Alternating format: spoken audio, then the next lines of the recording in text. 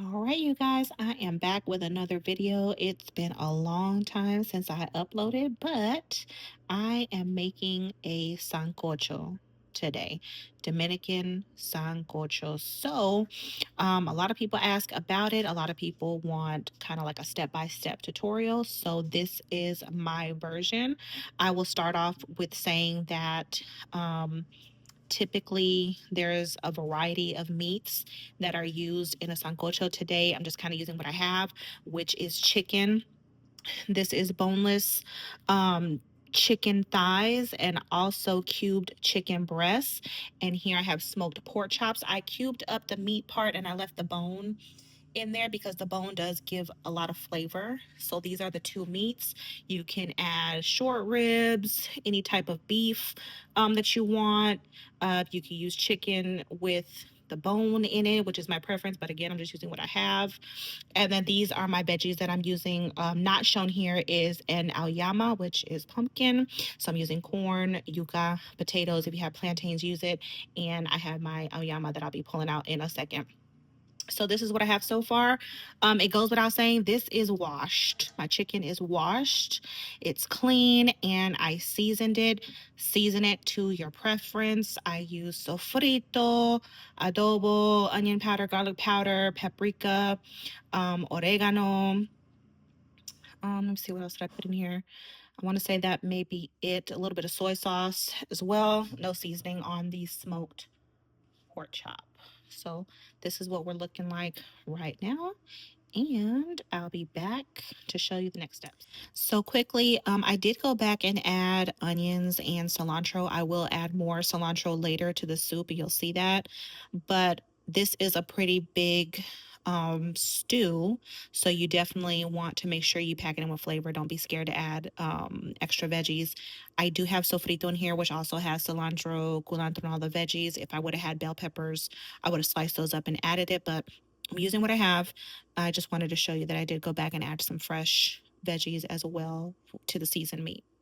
So here, all the veggies that are going to go in the soup have been chopped. So I chopped these pretty small. This is how they come. They're the Nibbler's corn. I used the extra sweet. And then I still cut that in half. This is the pumpkin.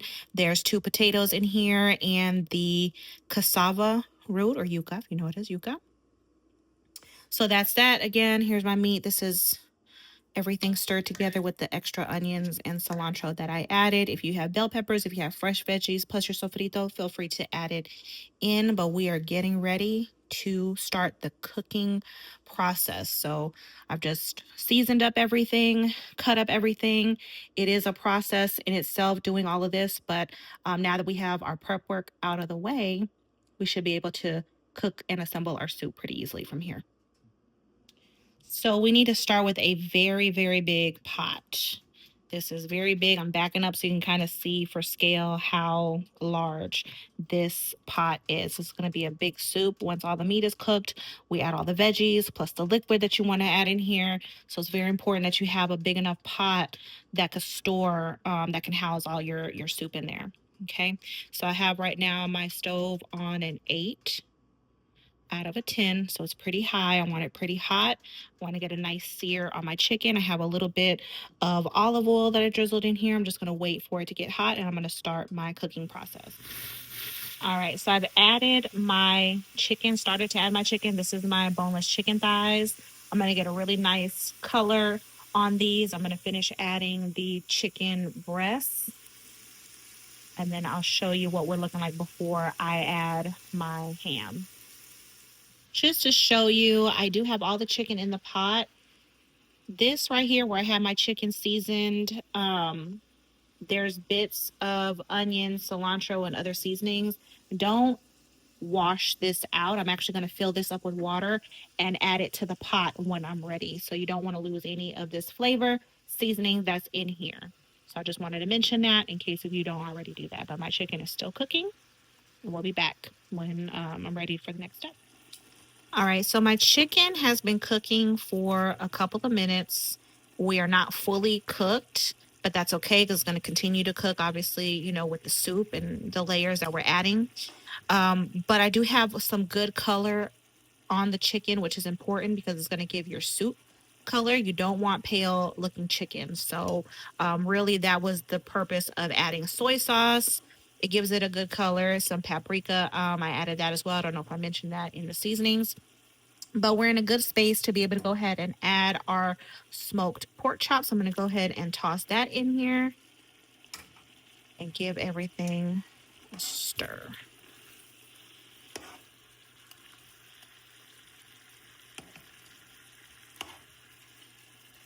I really just want this to heat up because obviously it's more smoked pork chops, so it's not anything that needs to cook.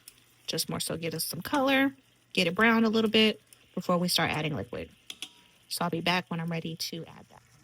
So I'm ready to add my liquid. So I filled this up with water. Right, so this is all the extra seasonings and cilantro and onions that was left over in the pan. I'm getting ready to add it back into the soup. I do want to say that since I'm using chicken, the cook time for this is going to be a little bit different. You want to be mindful of the cook times depending on the different meats that you're using. A sancocho does typically have more than one meat in it. Minimum, I know my family typically likes to use 3 meats: pork, chicken, and some kind of beef. But you just want to be mindful of your cook times if you use pork, if you're using short ribs, spare ribs, anything else. Some people cook the meat separately because the different meats do have different cook times, and then they'll add it all together in a pot. So if you watch some different recipes and some different videos, you've probably seen that. And that's really the reason why the cook times are different. So this soup is going to come together a little bit more quickly because I'm mainly using chicken. So I just want to say that I'm going to go ahead and add the liquid to my pot, and then we'll go from there. I added the water. We have some good color so far on the soup. What I'm waiting for now is for the water to come to a boil. Once we're boiling, once my chicken is cooked through, particularly like my chicken thighs, once we get to there, I can go ahead and start adding some of the veggies. And I'll be back to show you what that looks like. So we are now coming up to a slow boil.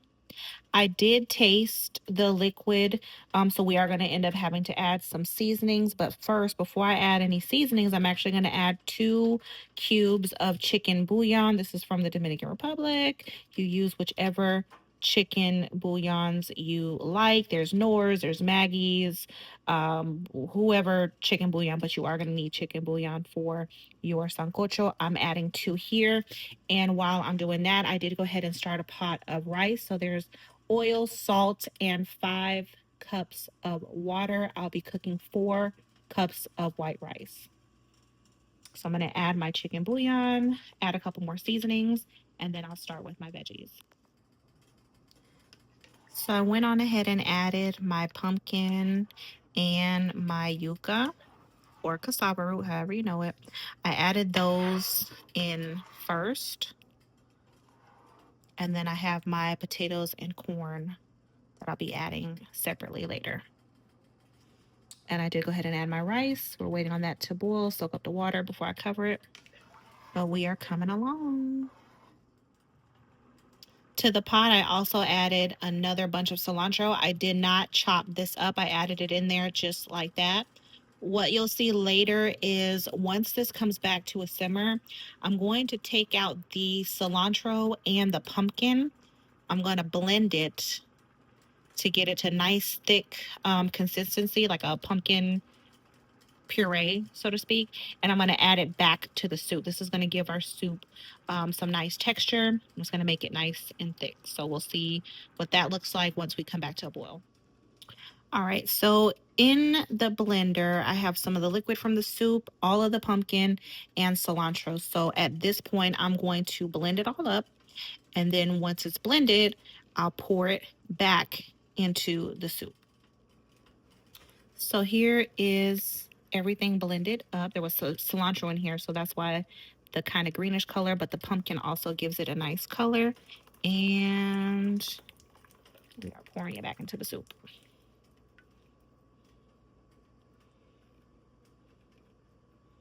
I'm actually going to take some extra water to get the rest of what's in the blender out, but just gonna stir.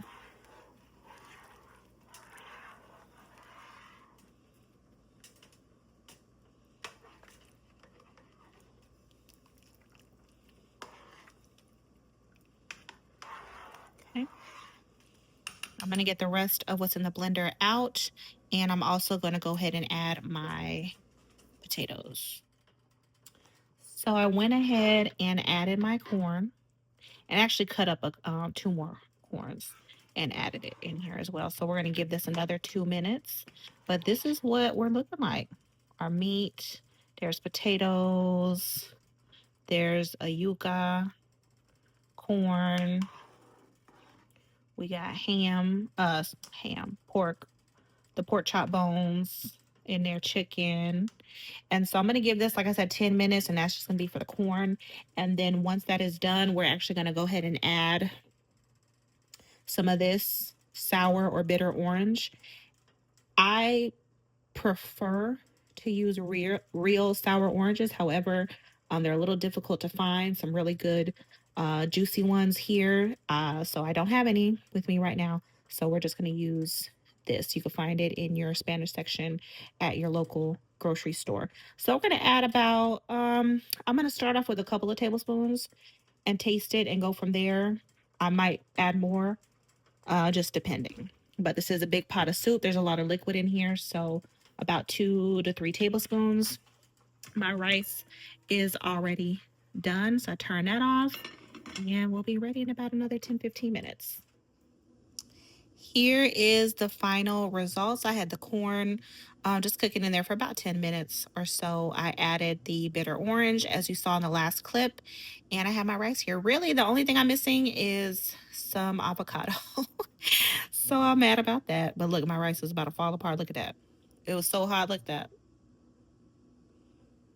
Anyways, this is the final product. If you follow step by step, it should come out pretty similar. This is a very versatile soup or stew, however you want to look at it.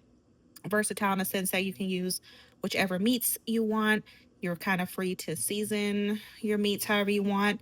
And then also with the type of vegetables that you add to it. So this is it. Enjoy.